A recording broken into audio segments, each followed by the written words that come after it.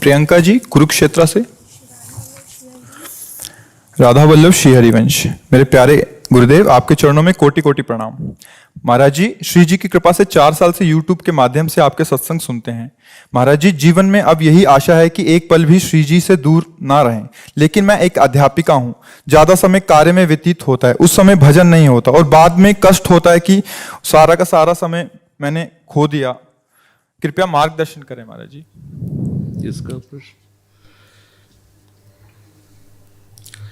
अपने लोग भजन का मतलब समझते हैं कि एकांत गुफा में बैठ करके जो किया जाता है या एकांत कमरे में बंद करके जो किया जाता है उसे ही भजन कहते हैं।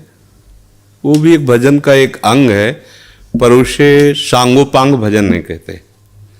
सांगोपांग भजन कहते हैं पहले ये स्वीकार करना है संपूर्ण सृष्टि श्री भगवान की है, इसे आस्तिकता कहते हैं और ये सत्य वस्तु है। वेद और उपनिषद जिस बात को प्रमाणित करते हैं वही बात प्रमाणित मानी जाती है। भगवान एकोहम बहुश्यामा, मैं एक बहुत रूपों में हो जाऊं, वो बहुत रूपों में खेल रहे हैं। आप उस सृष्टि में भेजे गए हैं अलग अलग सेवाओं के लिए। कोई डॉक्टर है, कोई मास्टर है, विविध प्रकार के अभिनय करके हमको अपने स्वामी से इनाम लेना है। किसी को वैरागी का अभिनय है, किसी का रागी का अभिनय है, लेकिन सबका एक अब स्वांग दिया गया है। अपने स्वांग को ठीक से निभा लो तो इस माया प्रपंच से मुक्त हो जाओगे, इनाम मिलेगा।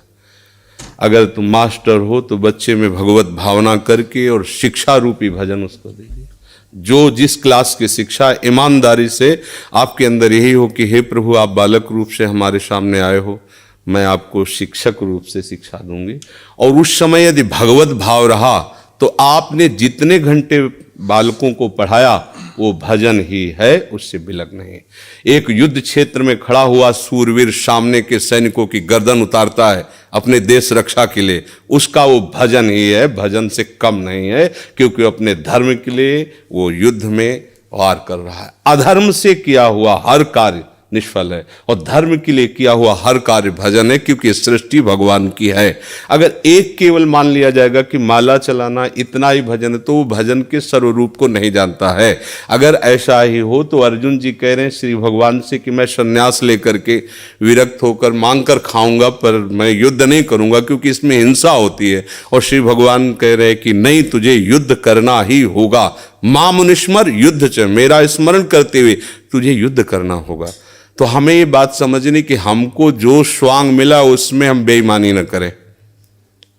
अगर आप डॉक्टर हैं तो मरीज रूपी भगवान की सर्वतोभावेन सेवा, आपको जो स्वांग मिला है आप उसमें बेईमानी मत कीजिए, सत्यता से चलिए, वही आपका भजन बन जाएगा, उसी से भगवान प्रसन्न हो जाएंगे। पर ये स्मृति रहे कि मैं किसका कार्य कर रहा हूं, बस अगर ये स्मृति चली गई तो अहंकार आ जाएगा। मैं अभिनय में श्रेष्ठ हूं, मैं अमुक श्रेष्ठ, मैं विद्वान हूं, मैं ज्ञानी हूं, मैं महात्मा हूं, मैं भक्त हूं, मैं भजन आनंदी हूं। किसी भी बात का अभिमान आ जाना उपासना की वृत्ति का नाश हो जाना है।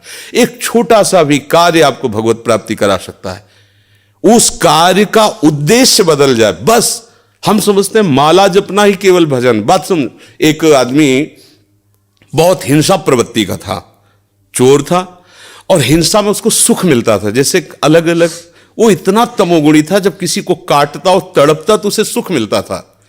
सैकड़ों हजारों को ऐसे काटता था। एक दिन एक महात्मा उसकी मार्ग से जा रहे थे, मिल गए, उसने उनको भी वैसे ही प्रताड़ित करना चाहा। तो भगवत प्राप्त महात्मा थे, उन्होंने कहा कि बच्चा, इससे तुमको क्या मिलता है? तो संतों के दर्शन से, संभाषण से अंतःकरण की मलिनता का नाश होता है। यदि अभिमान त्याग कर संतों के पास जाया जाए तो एक एक कदम यज्ञ के समान होता है। संत दरस को चालिए तज माया अभिमान। जो भगवान में वास्तविक रमण करने वाले महापुरुष हैं उनका प्रभाव होता है। उस पापात्मा जीव की हिम्मत नहीं हो रही थी उनकी तरफ देखने की। उनका बेटा तुम ये सब क्यों करते हो? तो उन्होंने कहा सुख के लिए करता हूँ, संपत्ति छीनता हूँ, मारता हूँ। इसे बोले अभी तुम सुख की पहचान ही नहीं जानते हो, किसे सुख कहते हैं? तो उनका फिर मुझे बताइए आप सुख किसे कहते हैं? तो बोले हमारी बात तुम्हें तभी समझ में आएगी तब तुम निष्पाप हो गए, क्योंकि पापवंत कर सहज स्वभाव भजन मोहिते ही भावन। बोले महाराज क्या करूं जिससे मैं निष्पाप हो जाऊं? तो उनका हमारे भारत में पवित्र देश है, उनमें आप भ्रमण करो, अवगाहन करो, तुम पवित्र हो जाओगे। निष्पाप करने के लिए हमारे बहुत से तीर्थ हैं भारत में, तीर्थपाद प्रभु ने उनको प्रकट किया है। तो महाराज हम कब जानेंगे पवित्र हो गए? तो सिद्ध महापुरुष थे, उन्होंने एक शुष्क लकड़ी दी, सूखी हुई लकड़ी दी, कहा इसे ले जाओ और जब ये हरी होने लगे, इसमें किनगा आने लगे, तो तुम समझ लेना तुम निष्पाप हो गए। चला गुरु को प्रणाम करके 10 किलोमीटर चला होगा, शाम हुई, एक वृक्ष बड़ा था उसके नीचे रुका। गांव में रहने का स्वभाव उसका नहीं था, और उसमें 4-5 चोर बैठे हुए थे, और वो नीचे जड़ में ऐसे जाके बैठ गया। रात्रि व्यतीत हो तो तीर्थयाटन को जाएंगे। वो ऊपर प्लान बना रहे थे कि इन गांव वालों ने मुझे बहुत सताया है, आज रात्रि में 12 बजे चारों तरफ से आग लगा देंगे और अस्त्र शस्त्र ले जो भागेगा मारेंगे, पूरे गांव को आज नष्ट करेंगे। उसके कान में पड़ी बात, उसने कहा कि तीर्थ यात्रा तो जा ही रहे हैं, अगर इन जो 4 हैं 5 हैं इनको अगर मार देते हैं तो जा ही तो रहे हैं तीर्थ यात्रा में, पूरा गांव बच जाएगा। ये पूरे गांव को मारना चाहते, पशु पक्षी हैं, बहुत से जीव हैं।